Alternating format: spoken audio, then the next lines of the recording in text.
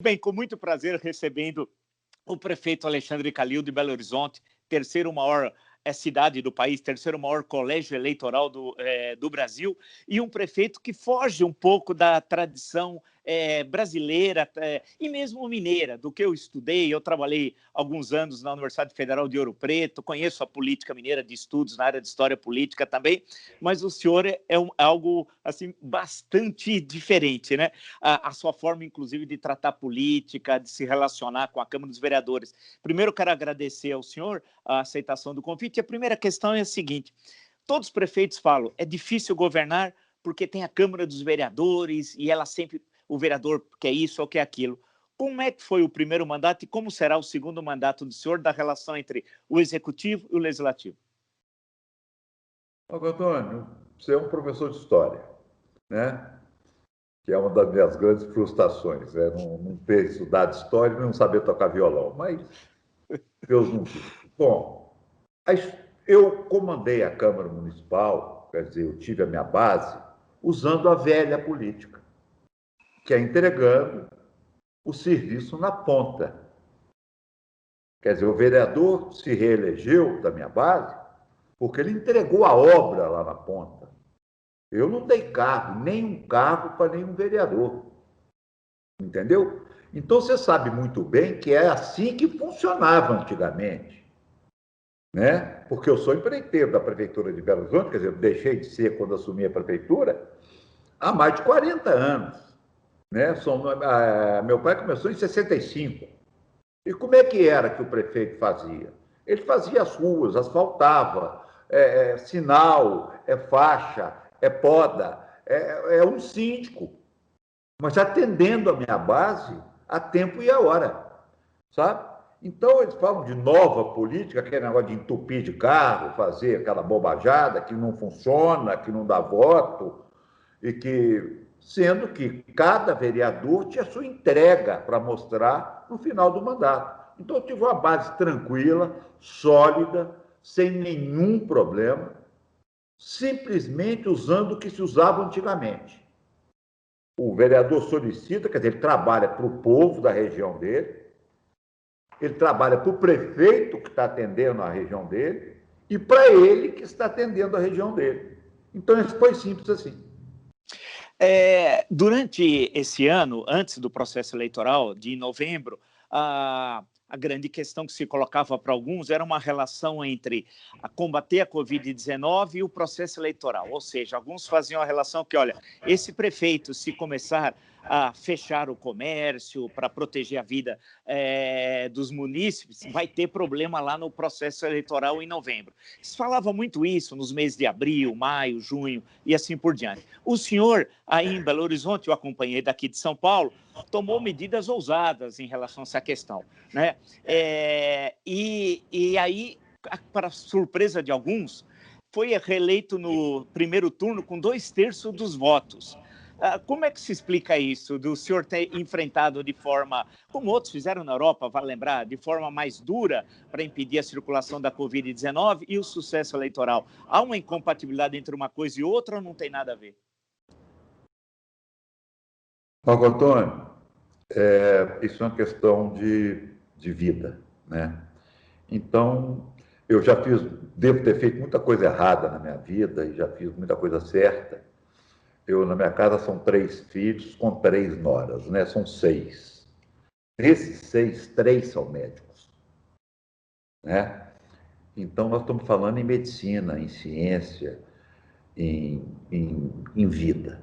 Pobre coitado daquele que troca 100 mil votos por uma vida. Então, quando eu decidi a proteger a ciência e a vida, eu não decidi pensando em eleição.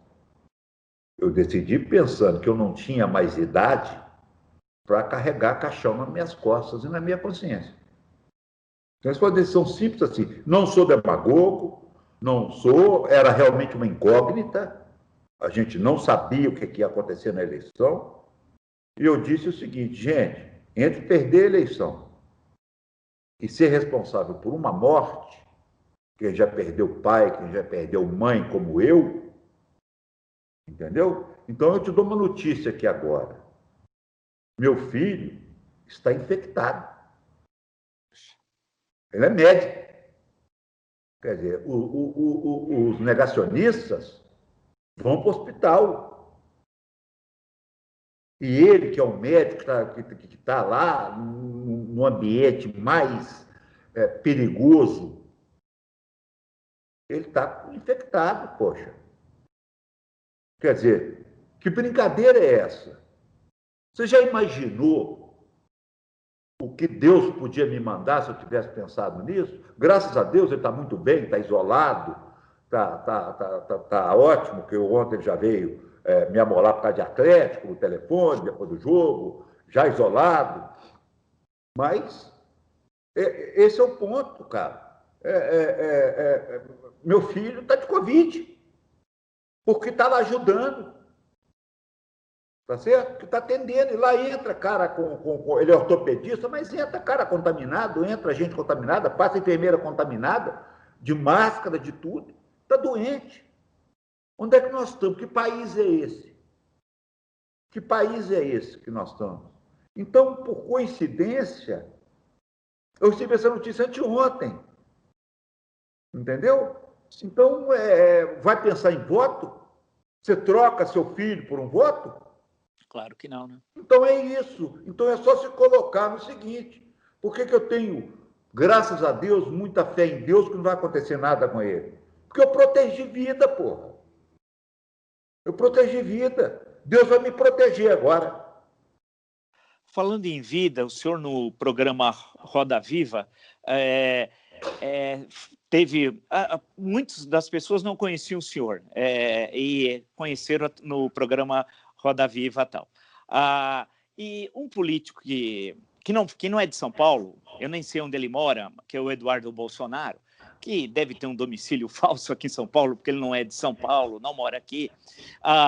Ele disse, logo em seguida, a partir de uma declaração do senhor, sobre a possibilidade de necessidade, se fosse o caso, de fechar o comércio, etc., que o senhor era um projeto de ditador e foi repugnante a sua postura. Como é que o senhor responderia a isso, ao que disse o filho do presidente, deputado Eduardo Bolsonaro? Eu respondi, vou repetir o que eu falei para a Andréia. Eu não respondo, deputado, sabe? É aquele negócio, se não tiver público, não tem picadeiro. Se não tiver picadeiro, não tem palhaço. Então, é o seguinte, eu só penso diferente, pô. Eu penso diferente dele. E nós vamos chegar num ponto nesse país que nós vamos poder pensar diferente sem um agredir o outro. Eu penso diferente dele. Eu sou prefeito da terceira maior capital do estado, do segundo maior colégio, não é terceiro não, viu? Do segundo maior colégio eleitoral do Brasil. Entendeu? Sim. Então eu não tenho tempo de brincar de Twitter. Eu não criei filho em política, não. Meu filho está em hospital. Os outros dois são advogados privados, que não entram em nada público. Então, pelo menos se respeite um pouco. Um cara que nunca agrediu ninguém, nunca fez nada com ninguém, nunca agredi ninguém, entendeu? Eu só respondo a agressão. Nisso eu sou muito bom. Mas nós vamos chegar num ponto que vai todo mundo entender, tanto da extrema esquerda quanto da extrema direita, né? Que, primeiro, pobre não é burro, é pobre. Não teve oportunidade. E que esse país vai todo mundo conversar. Vai todo mundo conversar uma hora. Ele acha uma coisa, eu acho outra. Eu não sou ditador, não. Eu fui eleito na terceira maior capital do Brasil, como você disse, com 2/3 da votação. Eu fui eleito. Como eu defendo a eleição do presidente da República. Eu não concordo com algumas coisas, mas ele foi eleito pelo povo. E quem é eleito pelo povo tem que ser respeitado pela sua opinião. Eu não tenho que ter a opinião do deputado. Eu não sou um dos 500 que está lá. Eu sou prefeito da terceira capital do país. Justamente, o senhor como prefeito, certamente a Covid-19 impactou as finanças da prefeitura. Presumo que tenha caído, não sei se estou certo, o recolhimento de impostos pela contração econômica que ocorreu em todo o país. Como é que o senhor traça a perspectiva da gestão do senhor no primeiro ano do segundo mandato para 2021, tendo em vista que, infelizmente, dá a impressão que a crise sanitária deve continuar, se não todo ano, ao menos no primeiro semestre do ano que vem, e com impactos na economia e certamente no orçamento da prefeitura, presumo. Como é que o senhor vai enfrentar essa questão? Nós estamos muito bem nessa questão financeira e estrutural. Não temos problema nenhum. Adiantamos o 13º, adiantamos o salário para jogar mais dinheiro na economia. Jogamos quase 700 milhões na economia de Belo Horizonte, antecipadamente, até para evitar a aglomeração de receber o salário e todo mundo ao mesmo tempo.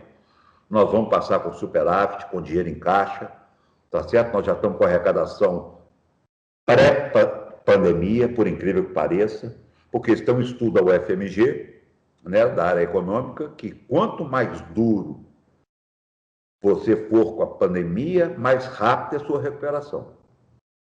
E a gente está vendo isso na prática. Quer dizer, nós não só nos seguimos por infectologistas e virologistas, não.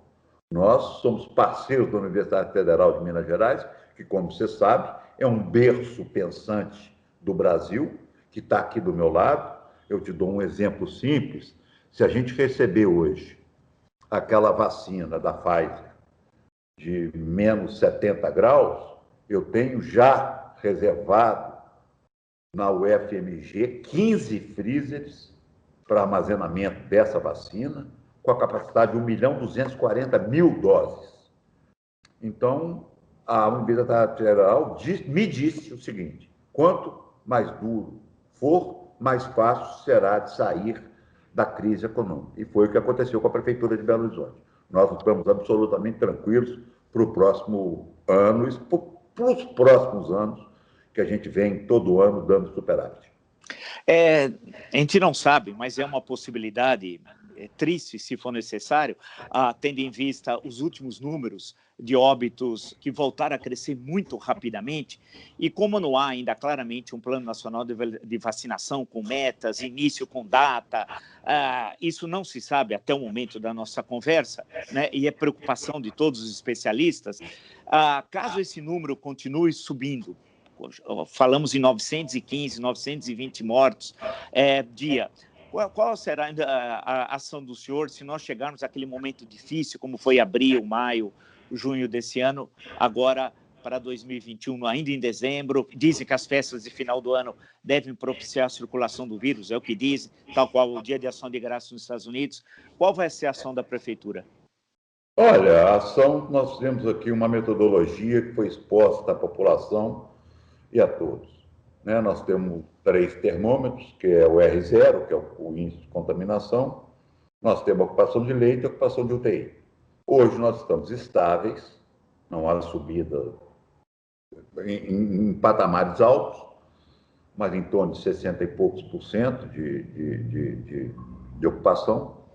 Então, eu vejo que se a nossa metodologia, que foi criada aqui em Belo Horizonte, né? Lembrando só para o Brasil inteiro que a Comissão Pan-Americana de Infectologia veio aqui ver o que estava sendo feito em Belo Horizonte para levar para outros lugares.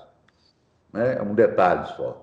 Mas nós vamos tomar as medidas que forem necessárias, porque com vida não se brinca, e se nós não brincamos até hoje, não vamos brincar a hora nenhuma. Prefeito, ideologicamente, o senhor situa onde? Olha, no Brasil se criou um negócio, né? Engraçado. Rico não cuida de pobre. Quem cuida de pobre é a esquerda. A direita abandona. Gente, eu não sei como é que eu me situo, não, mas a pobreza me toca. A miséria me toca. A creche mal cuidada me toca. Né? Então, eu estou cheio de PPP. Né? Quer dizer, isso aí, para a esquerda, é crime de morte. Eu tenho PPP de escola, eu tenho PPP de unidade de saúde, de hospital, de iluminação, e cuido de creche, e cuido de asilo, que são os ILPIs, e cuido e dou cesta básica para o aluno que não está indo na escola e não tem o que comer. Então, ideologicamente, eu sou assim. Dizem que, li, não sei se isso é verdade ou não, que o senhor apoiaria ou apoiará em 2022 o Ciro Gomes, como que eventualmente deve ser, tudo indica, candidato a presidente. Foi até entrevistado no nosso canal aqui 2 vezes. Como é que o senhor se posiciona? Eu sei que, o senhor mesmo disse, eu também concordo, 2 anos é uma eternidade, né? Mais uma eleição presidencial, pensando assim, que são mais ou menos tem ideia de quem vão ser os participantes, alguns deles. O senhor apoiaria Ciro Gomes, ou com qual perfil de candidato o senhor se identificaria em 2022? Olha, o ministro e governador Ciro Gomes é meu amigo, né? Agora, eu não tenho nenhum compromisso com ele. Quando eu o apoiei, e diga-se de passagem que em Belo Horizonte ele foi segundo lugar, né? Só em Belo Horizonte, me parece, e no Ceará e em Fortaleza, ele não tinha nenhum compromisso comigo, né? Ele inclusive disse, eu nunca vi isso. Falei, não, eu estou apoiando a sua candidatura no primeiro turno porque te acho mais preparado de todos. Isso é uma opinião minha, né? E fiz, o que não quer dizer que ele tem um apoio automático à candidatura dele, porque eu não tenho nenhum compromisso com ele, nem ele comigo, né? Então, acho cedo, muito cedo. Mas o Ciro, ele tem que dar uma lustradinha nele, né? Que ele é ele está muito nervoso, dá um Lexotan para ficar mais calmo, e fala isso como amigo, né? Obviamente, estou brincando, ele sabe que eu brinco muito com isso. Ele é um cara preparado, isso não tem dúvida nenhuma, é um cara indignado, que eu acho muito importante, a indignação faz parte do cara sério, ele não aceita certas coisas, né? Como temos muitos políticos assim, muitos candidatos que surgirão. Quer dizer, agora nós temos que ver, porque Brasília é novidade segunda, terça, quarta, quinta e sexta. Sábado, domingo, vocês repercutem o samba do crioulo doido da semana. Então, o que vai acontecer até lá? A gente nem imagina. Então, está aqui a eleição. Isso é que eu quis dizer. Está aqui aonde? Está aqui aonde a eleição? A gente não sabe quem serão os candidatos, quais são as propostas, com quem vão se aliar. Né? Pode ser que o Ciro se alie a um cara que fala, esse eu não vou. Então, está muito cedo ainda para isso. Minas Gerais sempre teve um papel importantíssimo na história do Brasil. No Império, vários políticos mineiros foram presidente do Conselho de Ministros. Na República, vários mineiros foram presidentes da República, ocuparam altos postos nos ministérios. No período, o PRM marcou a política brasileira na chamada República Velha. Depois, outros políticos mineiros exerceram a função da presidência da República, né? E por aí vai. Depois tivemos o período em que Minas tinha PT, PSDB. Eu digo tinha porque eles sofreram algumas derrotas eleitorais. Mas o senhor é uma terceira coisa. Não é nem a velha política mineira, aquela de falar no ouvido, dos conciliábulos, daquela conversa, tal, daquela habilidade de só faz a reunião se já tem a decisão daquela reunião, aquelas velhas questões atribuídas aos velhos políticos mineiros, ou a suposta contradição PT-PSDB, que não foi tão contraditória, porque os dois apoiaram o Lacerda, né, o Márcio Lacerda, para prefeito de BH. O senhor é uma terceira coisa. Como é que o senhor se situa nessa história toda, nessa tradição da política mineira, se o senhor pudesse escrever sobre o senhor mesmo? Marco Antônio, o que acontece é o seguinte, Minas foi muito abandonada, né? Você acabou de citar. Minas, né, desde o café com leite até muito pouco tempo atrás, com o próprio Tancredo, foi o último político de grande expressão de Minas Gerais. Já visto que hoje no governo federal, Minas Gerais não tem um ministro. Me parece que Pernambuco tem 3. Né? Então, Minas perdeu muito. Minas perdeu muito espaço político durante muito tempo, porque teve um projeto que eu não quero citar, mas egoísta, que não se criou lideranças, que ficou tudo parado, mas eu acho que Minas agora vai ter espaço, nós não podemos admitir esse tipo de coisa, sabe? Porque é o segundo estado e na hora de pedir voto, eu disse que é o segundo colégio eleitoral do país, né? E na hora de ir lá colocar Minas no lugar dela, o dinheiro foi todo para o Nordeste, para fazer a Olimpíada em Rio de Janeiro, junto com a Copa do Mundo, aquela roubalheira, aquela farra. E Minas ficou assistindo o trem da história passar na sua cara. Né? Essa é a verdade, essa é a verdade histórica, né? Essa história mostra isso. O que é inadmissível para o Estado da grandeza de Minas Gerais ficar à parte, né? Quer dizer, se você falar que um estado lá do norte não tem, que é um estado que tem não tem ministro, tá bom, mas o estado tem a metade do orçamento da prefeitura de Belo Horizonte. Né? Tem estado no norte que tem a receita do estado inteiro, é metade da prefeitura de Belo Horizonte, a metade. Não tem ministro, tudo bem, mas Minas Gerais não tem representatividade nenhuma, alguma coisa está errada. Falando nisso, pegando esse gancho, prefeito, o governador de Minas Gerais, Romeu Zema, eu acho que é um caso raro. Bem, na história de Minas, com certeza, isso, salvo engano, nunca ocorreu. Num processo eleitoral, o seu partido não elegeu um prefeito. Estou me referindo ao governador. Né? E no estado que tem o maior número de municípios no Brasil, que é o estado de Minas Gerais. Né? Como é que o senhor analisa a gestão de Romeu Zema e as relações que o senhor tem com o governo do estado? São republicanas? Como é que é esse dia a dia? Olha, eu tinha uma relação muito cordial com o governador. E, de repente, se criou um gabinete do ódio, que eu chamo lá, dentro do governo, sem a menor explicação. E eu não tenho uma Antônio, você deve ter visto meu programa, eu falei que eu não quero ninguém para tomar cerveja comigo. Isso. Então, a melhor coisa que ele podia fazer é me pagar, né? Porque deve a todos os 800 e tantos municípios de Minas Gerais e a Belo Horizonte, nos 36 meses que vai pagar, deve 700 milhões. Então, quer dizer, a relação antigamente era o seguinte, a gente ia fazer convênio com o Estado para o Estado ajudar a prefeitura.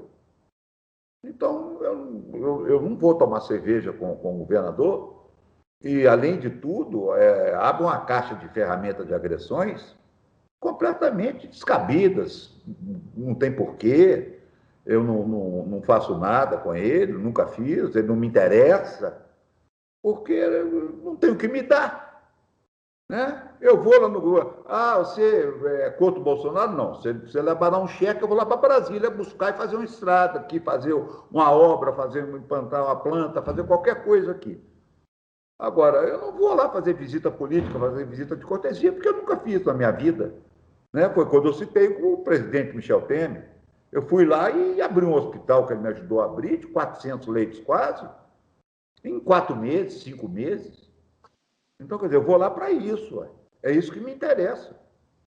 Então, se o presidente da República abrir, falar, nós temos aqui, porque quem tem dinheiro é a federação hoje.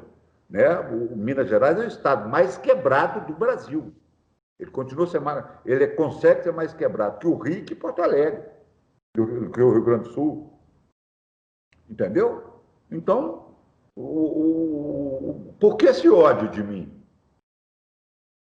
Eu não tenho motivo para ter ódio dele. Ele nunca fez nada comigo e eu nunca fiz nada com ele. Provavelmente porque ele identifica no senhor um provável candidato em 2022 contra a reeleição dele. É possível, né, fazer essa relação até, né? Eu acho que essa relação ela é muito idiota.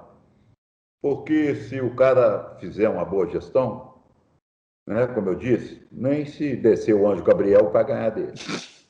E se ele fizer uma merda de uma gestão, qualquer um chegar lá vai ganhar dele.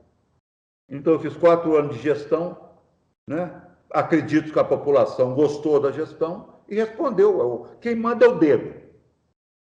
Vai lá e aperta a urna eletrônica. É o dedo que manda.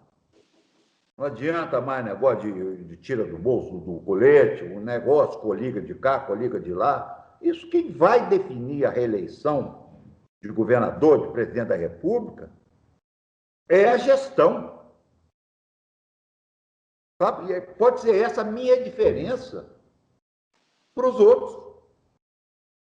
Né? Se entregar o que prometeu, vai ser reeleito, pode ser o candidato que for. Se não entregar, vai perder para qualquer um, não é para mim, não. É para qualquer um. Então, quer dizer, o Brasil não enxergou isso ainda. Entendeu? O Brasil não enxergou que mudou. Então, voltando àquilo, pobre não é burro. Não teve oportunidade, é pobre. É simples assim. Prefeito, eu tinha prometido não me estender na entrevista e nem falar de futebol do Clube Atlético Mineiro, porque eu admiro muito, eu gosto muito de futebol e eu lembro do time de 71, quando foi o primeiro campeão brasileiro, né, gol do Dario, né, e cruzamento do Humberto, lado esquerdo, então eu assisti esse jogo. E depois o time com o Toninho Cerezo, o Paulo Isidoro, o Reinaldo, e aquela final contra o Flamengo que dá discussão até hoje, né? Presidente do Atlético. Então, lembrar tudo aquilo. E depois, claro, o senhor no momento da Libertadores e mais recente e tal, então eu sempre acompanhei muito isso. Então, agradeço muito a gentileza do senhor. E uma característica interessante, se o senhor me permite uma observação, porque eu converso no canal com muitos políticos, além de juristas, economistas, historiadores. O senhor tem uma fala distinta, né? É uma fala mais direta, ela não passa por um filtro, né? Ela é uma espécie, como diriam alguns, do superego. Não. O senhor já o que vem, o senhor fala e o senhor não tem compromisso com aquele não me toque, uma espécie de, olha, eu vou evitar falar isso ou aquilo, porque lá na frente pode me prejudicar eleitoralmente. Então, acho que o senhor, portanto, tem um perfil meio que único na política brasileira hoje, é interessante, e o eleitorado da sua cidade comunga disso, porque o senhor foi reeleito no segundo turno com 2/3 de votos, numa cidade que não é fácil fazer política, não é fácil ganhar uma eleição, quanto mais ganhar duas, né? Então, o senhor está de parabéns, agradeço o senhor ter aceito o meu convite e já de antemão, no ano que vem, gostaria de poder voltar a falar com o senhor. Obrigado, Vila. Tem um livro que é capaz de você ter lido, obviamente, né? Que é A Verdade Liberta. Então, é muito fácil a gente falar quando está falando a verdade. Um abraço, obrigado pelo convite. Valeu, prefeito. Até a próxima, então. Obrigado.